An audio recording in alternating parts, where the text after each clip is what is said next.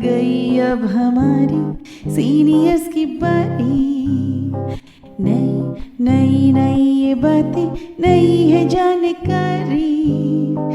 आ गई अब हमारी सीनियर्स की बारी। इनके अनुभव से अपनी बदली दुनिया सारी। इनके अनुभव से अपनी बदली दुनिया सारी। दादा दादी नाना नानी करते बातें प्यारी। सुन लो तुम, समझ लो तुम, हाँ सुन लो तुम, समझ लो तुम। सुन लो तुम, समझ लो तुम, बात ये हमारी। खुश रखोगे इनको तो होगी खुशी तुम्हारी। नई बात है ये देखो, नई जानकारी। आ गई अब हमारी सीनियर्स की बारी। कभी नोटिस किया है आपने, क्रिकेट खेलते वक्त बॉल चाहे कितनी भी स्पीड में आए, पर हमारी आंखों के सामने आते ही सेकंडों में हम झट से बॉल हिट कर देते हैं या फिर कैच कर लेते हैं। पलक झपकते ये सब कुछ होता है, पर ये होता कैसे है? आइए कुछ पल बैठते हैं बुजुर्गों की छांव में। जो देखी है उनकी आंखों ने जिंदगी के ढेरों अनुभव, उन अनुभवों से अनुभव हम आज लेते हैं। नमस्कार दोस्तों, आप सबका स्वागत है विज्ञान प्रसार विज्ञान और प्रौद्योगिकी विभाग, भारत सरकार एवं अलगप्पा विश्वविद्यालय कराईकुडू तमिलनाडु के संयुक्त तत्वाधान में वरिष्ठ नागरिकों द्वारा प्रस्तुत एक खास कार्यक्रम श्रृंखला अनुभव में, जिसे आकार दिया है डॉक्टर आर श्रीधर ने और मार्गदर्शन कर रही हैं कार्यक्रम की मेंटोर पूजा मुरादा। साथ ही निर्माता हैं चित्रा शर्मा और जमशेद खान, और जिसे आप सुन पा रहे हैं सामुदायिक रेडियो 90.8 FM 24 पर। और मैं हूं RJ Sunny. Hand eye coordination, अगर हमारी बॉडी में ये खास क्वालिटी नहीं होती तो शायद क्रिकेट जैसे गेम्स तो हम खेल ही नहीं पाते, क्योंकि इसी क्वालिटी की वजह से आंख और हमारे हाथ का आपस में कोऑर्डिनेशन हो पाता है और हम पलक झपकते एक साथ काम कर पाते हैं। आज के अनुभव कार्यक्रम की इस कड़ी में अमिता शाह इसी खास विषय पर हैंड आई कोऑर्डिनेशन के बारे में खास जानकारी साझा कर रही हैं। उनसे सवाल पूछ रही हैं सीनियर सिटीजन रजनी मित्तल और परमिंदर जी। आइए दोस्तों, हम भी बढ़ते हैं आज के अनुभव कार्यक्रम की इस कड़ी की ओर, जिसका विषय है हैंड आई कोऑर्डिनेशन। नमस्कार दोस्तों, मैं हूं आपकी दोस्त एवं होस्ट अमिता शाह और मैं आशियाना उत्सव भिवाड़ी में रहती हूं। FM 24 भिवाड़ी की ओर से और अनुभव कार्यक्रम के तहत हम आपके लिए दिलचस्प कार्यक्रम आज लेके आए हैं और मेरे साथ हैं रजनी मित्तल और परमिंदर मारवा। आप दोनों का स्वागत, अभिनंदन और प्यार भरा नमस्कार। और मैं आभार प्रकट करती हूँ कि आप हमारे साथ आए और हमारे साथ जुड़ी हैं आज। तो आज मैं अमिता शाह आपको एक बहुत दिलचस्प विषय पे हम बातचीत करेंगे और मुझसे सवाल पूछेंगी रजनी मित्तल और परमिंदर जी। तो आप अपने सवालों के साथ आप तैयार हैं? बिल्कुल जी, आप जो भी सवाल पूछना चाहते हैं बताइए। अच्छा, मैं आपसे ये सबसे पहले पूछना चाहूँगी, ये हाथ और आँख का समन्वय क्या है? जी जी, जो आपका टाइटल है। जी जी, तो आँख और हाथ का समन्वय उन गतिविधियों को करने की क्षमता है जिसके लिए हमारे हाथों और आँखों के एक साथ उपयोग में मतलब आते हैं। दोनों चीज़ें जब हैंड एंड आई का समन्वय होता है हर गतिविधि में है। जैसे कि एक गतिविधि जो उस जानकारी या उपयोग में आती है वो हमारी आँखों द्वारा हमारे हाथों की हरकत करने को मार्गदर्शन देती है। हमारी आंखें उसे देखती हैं और फिर मार्गदर्शन देती हैं हमारे हाथों को। तो इसका जो समन्वय है ये हाथ और आंख का समन्वय है। हाथ और आंख का समन्वय जटिल संज्ञात्मक क्षमता है, क्योंकि ये हमें दृश्य और मोटर कौशल, जो मोटर मूवमेंट्स होते हैं जी, उसको एकजुट करने की अनुमति देता है, जिससे हाथ को दृश्य उत्तेजना द्वारा निर्देशित किया जाता है जो हमारी आंखें प्राप्त करती हैं। एक इमेज हमारे कैमरे में, मतलब हमारी आंखें तो एक कैमरा है, उसमें आ जाती है और वो तुरंत हमारे मोटर मूवमेंट्स को मॉनिटर कर लेता है।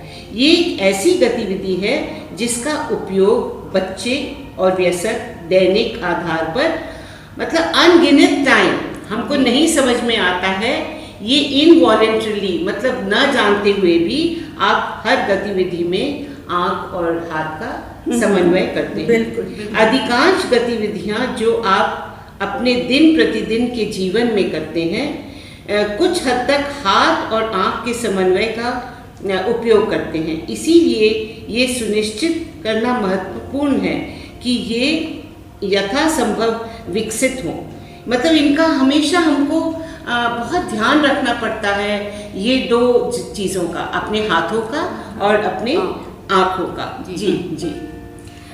अच्छा मीता जी, यह समन्वय और कौन सी गतिविधियों में इस्तेमाल होता है? जी, ये बहुत ज़रूरी बात है और हम आपको बताते हैं कि ऐसे ही क्रम तब होता है जब हम किसी को, मतलब आप जैसे बोर्ड पे टाइप कर रहे हैं, कंप्यूटर पे टाइप कर रहे हैं, वैसे तो आजकल मोबाइल पे भी टाइप करना पड़ता है, गतिविधियों के प्रकार अलग है, लेकिन हम भी दृश्य जानकारी का उपयोग मस्तिष्क को ये बताने के लिए करते हैं कि हाथों को कैसे निर्देशित किया जाए।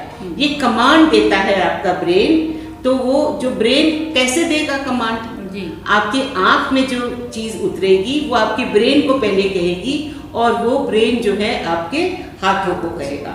जब आप मतलब ड्राइव करते हैं, आप एक सिंपल सोचेंगे मैं तो खाली ड्राइव कर रहा हूँ, तो इसमें क्या हुआ, तो आप लगातार इस समन्वय का उपयोग कर रहे हैं, क्योंकि आप कार को लेन के बीच में रखते हुए, मतलब दुर्घटनाएं ना हो, तो आप अपने हाथों को तो कंट्रोल में रखते हैं, पर आपकी आंखें बार बार जो है बाहर देखती रहती हैं और स्टीयरिंग को टोटली आपके हाथ कंट्रोल करते हैं। ये एक इनवॉलेंटरी मूवमेंट है और अगर इसमें समन्वय नहीं होगा तो आप समझ सकते हैं कि इसमें क्या होगा। जी जी बिल्कुल बिल्कुल जी। अच्छा, क्या खेलों में भी ये सब जरूरी है? अरे ये तो बहुत अच्छी बात आपने पूछी।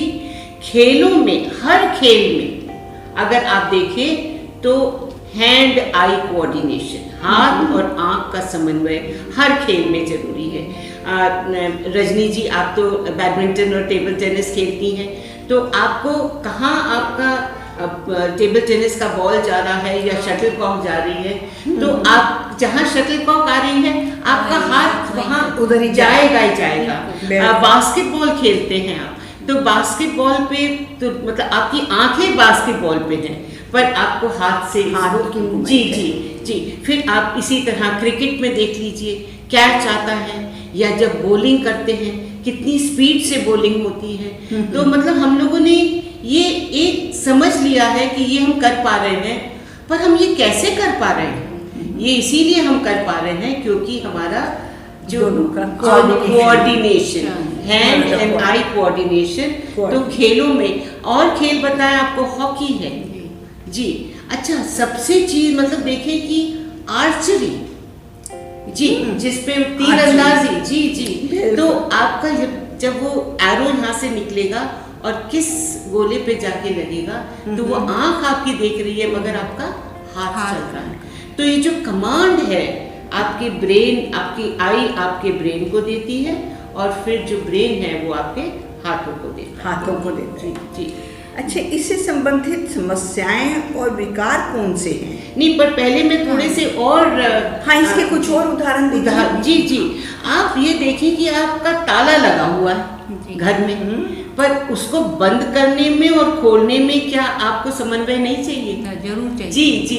तो हम सोचते हैं हमने ताला खोल लिया, तो ताले में चाबी लगाना ये भी हाथ और आंख के समन्वय का उपयोग है। इसी तरह जब आप किसी, जैसे चिप रीडर है आपका, आप कहीं अपना कार्ड स्वाइप कर रहे हैं, आप एटीएम पे जा रहे हैं, तो हर एक चीज़ में आपको आपकी आंख और हाथ का समन्वय बहुत ज़रूरी है। इस समन्वय को हम अन्य उदाहरण, अब आप कढ़ाई कर रहे हैं, बुनाई कर रहे हैं, सिलाई कर रहे हैं, कुछ भी जी कर जी रहे जी, तो उसमें टोटल आंख, आपका मिरर, आंख इज लाइक ए मिरर और अ कैमरा, वो देखती है और वो परछाई जो है आपको ब्रेन को देती है और ब्रेन जो है मतलब आपके जो मतलब सटीक चीज़ें हैं, ये बहुत छोटी छोटी चीज़ें रोज़मर्रा की। आप रसोई में काम करती हैं रजनी जी और परमिंदर जी, तो आपको नहीं लगता कि आप तब भी अपने मतलब देख रही हैं? बिल्कुल, बिल्कुल। और आपके तब भी कमांड आपका ब्रेन दे रहा है, कड़छी कब करनी है, पूड़ी तलते हैं तो कब पूड़ी फूलनी चाहिए। ये अगर आप रोज़मर्रा की अपनी लाइफ को देखेंगे तो आपको तब समझ में आएगा कि ये अनगिनत, जैसे मैंने आपको बताया था, हर कदम पे और अगर कोऑर्डिनेशन गड़बड़ हुआ वहीं पे गड़बड़ तो छोटी छोटी चीजें अगर जब आप करते हैं, आप अपने कपड़े पहनते हैं, आप मेकअप लगाते हैं, बिल्कुल जी जी जी, तो आपको आँख और हाथ का समन्वय इतना जरूरी है। और इसके इतने उदाहरण हैं कि अगर हम इसी पे खाली बातचीत करते जाएं, जी जी जी जी जी जी जी, बहुत अच्छे अच्छे उदाहरण दिए हैं मैडम आपने। इसी से संबंधित समस्याएं और विकार और कौन कौन से हैं?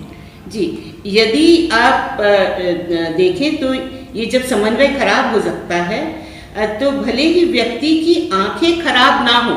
अब देखिए, ये बात बहुत अच्छी है कि आपकी आंखें तो खराब नहीं हैं, मगर आपका समन्वय खराब हो गया। तो पूर्ण दृष्टि वाले किसी व्यक्ति के लिए आंखों और हाथ का समन्वय भी समस्या मतलब संभव हो सकता है और ये खराब हो सकता है, और बहुत सारी गतिविधियां इससे प्रभावित होती है। हमारे विकास, लिखने की क्षमता, हमारे खेलने की क्षमता, हमारे ठीक ठाक मतलब कुछ भी करें हम, लिखावट एकदम खराब हो जाएगी। आप जब आप चलेंगे तो लगेगा कुछ आप में कमी है, कुछ गड़बड़। अच्छा, आप जैसे रसोई में काम करेंगे तो अचानक आपका हाथ कढ़ाई पे लग गया, पतीले पे लग गया, तो बैलेंस, तो गरम चीज आपको लग गई। ये क्यों होता है? क्योंकि वहाँ पे जो है आपके हाथ और आँख का जो समन्वय है उसमें कहीं गड़बड़ है, कहीं कोई परेशानी है। और सबसे पहले हम अगर बच्चों में ये देखते हैं तो उनकी लिखावट खराब हो जाती है ना? तो लिखावट खराब हो जाती है तो हमको समझ में आता है कि इनके आँख जो है वो ठीक देख नहीं पा रही उसमें और कमांड नहीं दे पा रही, तो तुरंत हमें इसको अटेंड करना चाहिए। और अब हमारे दिमाग में मतलब बहुत सारी चीज़ें आती रहती हैं और हमको करते रहना चाहिए ये सब। बिल्कुल, लेकिन एक और सवाल उठता है कि हाथ और आँख का समन्वय खराब क्यों होता है? देखिए, ये केवल उम्र ही इस समन्वय के पतन का कारण नहीं होती। जैसे मैंने कहा, बच्चों में भी हो सकता है।